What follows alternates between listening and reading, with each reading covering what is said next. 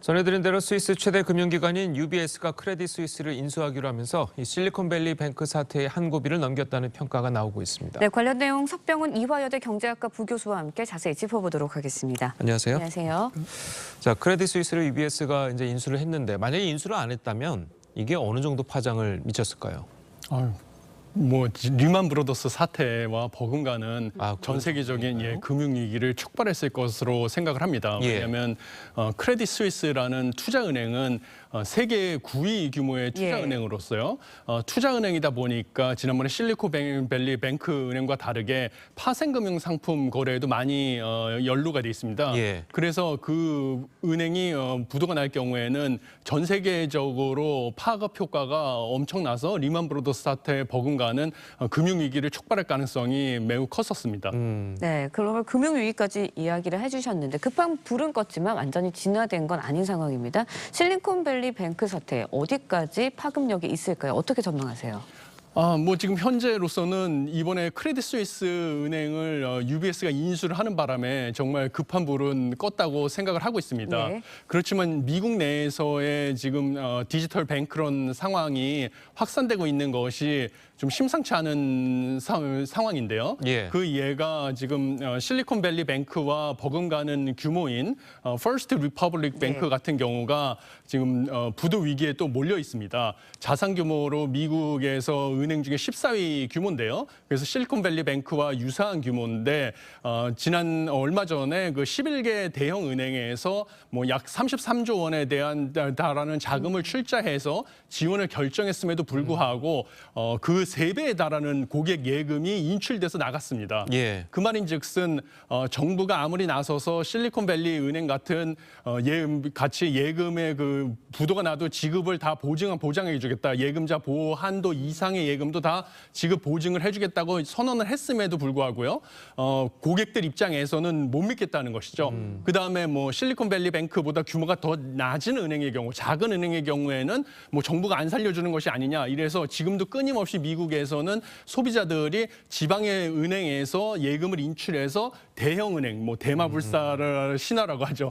대형은행 같은 경우만 정부가 살려주는 것이 아니냐 해서 대형은행으로 계속 예금을 옮기다 보니까 지금 중소형 은행 연합회에서는 공식적으로 서한으로 정부에다가 한시적으로 한 1, 2년 동안이라도 예금자 보호 대상이 아닌 예금 전액을 다 정부에서 지급 보증을 해주겠다고 선언을 하는 것이 필요하다라고 건의를 할 지경에 이르렀습니다. 그래서 지금 워런 버핏이 지방은행에 뭐 어느 정도 투자를 할 것이냐 이 얘기가 나오는 건가요? 그렇죠. 그런데 그것 역시 지금 뭐 예금주들 입장에서는 정부가 나서서 해결하지 못할 상황이 되니까 뭐 대형은행이라든지 뭐 대형 투자자들한테 손을 벌리는 것이 아니냐 해서 더 불안감을 조장하는 측면이 없지 않아 있다 이렇게 보고 있습니다.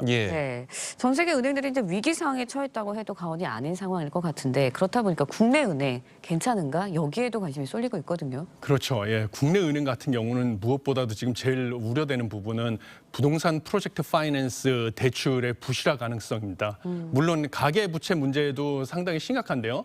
그것보다 지금 가장 우려되는 부분이 부동산 프로젝트 파이낸스 대출입니다. 이것은 과거 뭐 리만 브로더스 사태 때도 주택저당증권 부실화 때문에 부동산 시장 침체로 인해서 주택저당증권 부실화 때문에 문제가 컸었는데요. 부동산 프로젝트 파이낸스 대출이 과거 주택저당증권이랑 비슷한 구조를 가지고 있습니다.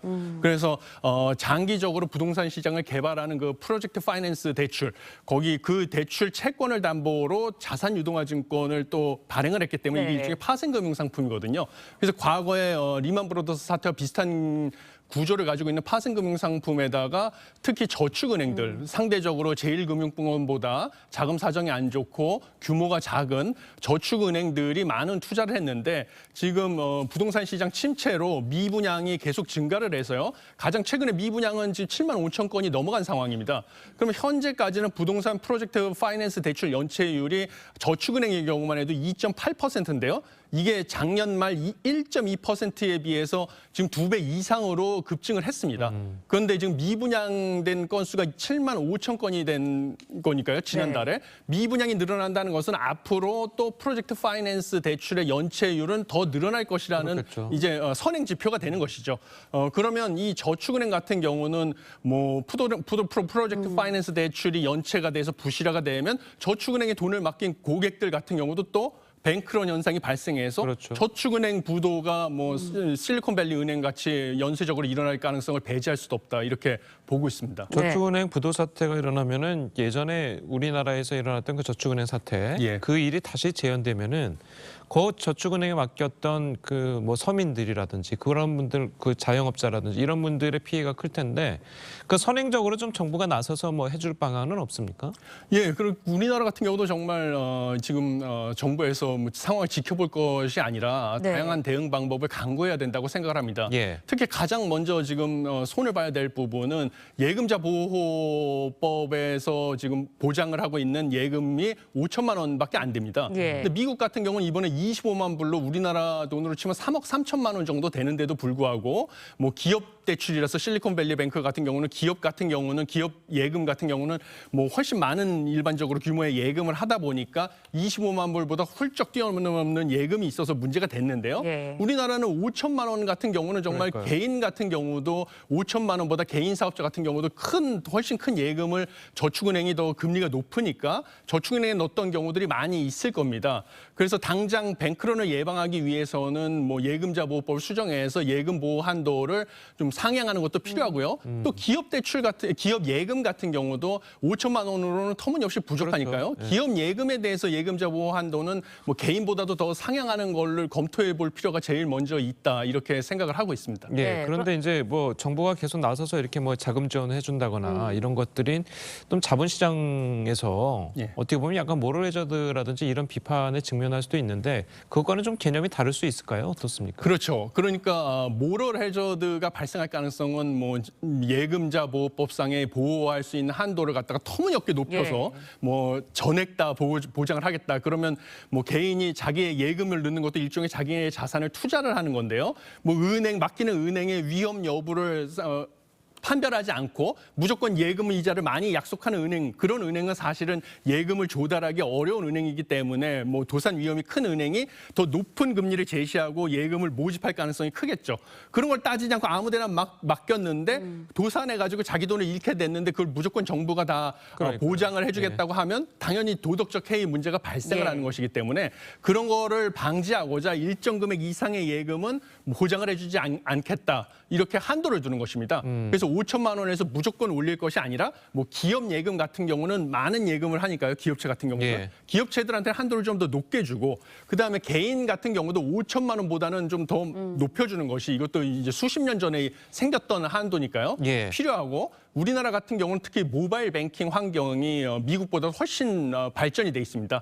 최근에 뱅크런 현상의 특징은 모바일 뱅크로 그렇죠. 손쉽게 예금 인출을 한다는 것이거든요. 그다음에 SNS로 또 뉴스보다도 더 빠르게 새로운 네. 소식이 전파가 돼서 뭐 누군가가 악의적으로 어떤 특정 은행을 찍어서 나쁜 뉴스를 퍼뜨린다고 하면 이게 허위 뉴스라 할지라도 고객들은 불안하니까 모바일 뱅킹으로 순식간에 예금 인출을 하게 되면 그러니까요. 예. 그 은행이 도산을 할 수가 있는 예. 것입니다. 그러니까 이런 것에 대해서도 정부가 나서 가지고 뭐 모바일 디지털 뱅크런이 뭐 허위 뉴스에 의해서 일어나면 정부가 뭐 한시적으로 그 뱅크런 사태를 중지시키고 뭐 뉴스를 정정한다든지 이런 식의 조치가 필요하다고 생각을 합니다. 네, 예. 그런가 하면 이번 주가 전 세계 13개국의 중앙은행들이 금리 인상 여부를 결정하는 주입니다. 그렇다 보니까 이번 사태 때문에 그래도 동결이 되지 않을까라는 쪽의 의견에 무게가 좀 실리는 것 같은데 어떻게 보세요?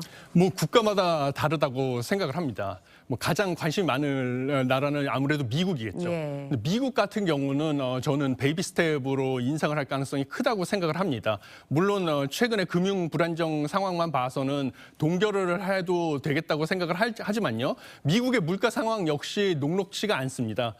그래서 뭐 임금 상승률도 시간당 평균 임금 상승률도 4.6%나 돼서요. 미국에서 물가 안정을 달성하기 위해서는 서비스 물가 상승을 잡아야 되는데 3.5% 수준까지 떨어뜨려야 된다고 제롬 파월 미 연준 의장이 누차 얘기를 했었습니다. 근데 4.6%면 너무나 큰 차이고요. 그다음에 서비스 물가 상승률 역시 소비자 물가지수 발표에 따르면 뭐 이거는 집계하는 기관마다 다른데요. 4%로 전년 동월 대비 4%, 전월 대비 0.2%로 근원 서비스 물가 상승률 주거비를 제외한 것 역시 상승세가 전혀 꺾이지 않았습니다.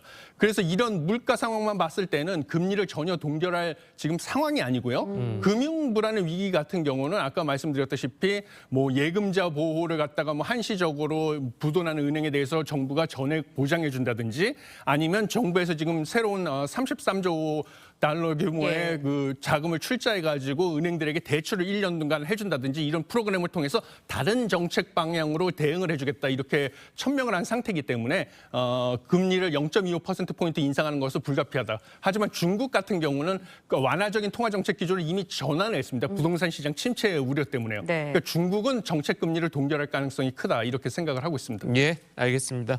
자, 오늘 교수님 말씀은 여기까지 듣겠습니다. 잘 들었습니다. 고맙습니다.